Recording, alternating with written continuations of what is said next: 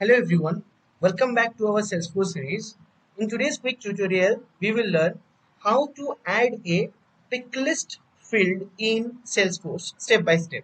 So let's get started. To add a picklist field into the case module, you have to log into a Salesforce account and choose Service Console. Under Service Console, you will be seeing case module. Here you have to go to settings, and under settings you will find object manager. Under object manager you will be selecting case module, and under case module there will be option fields and relationships where we can add custom fields. Here we have to click on new to add a particular field. Here there are several data types listed, and from here we will be choosing picklist as the option so that we can add drop down values to that particular field. Then click on next.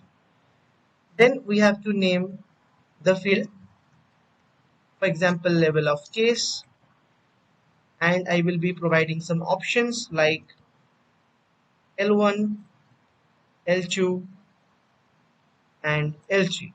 Then I will again choose next. Then there will be some options where to keep mandatory or not, visibility of the field, in which case layout I have to show this. Then again click on next. It will show me a preview that what I have created.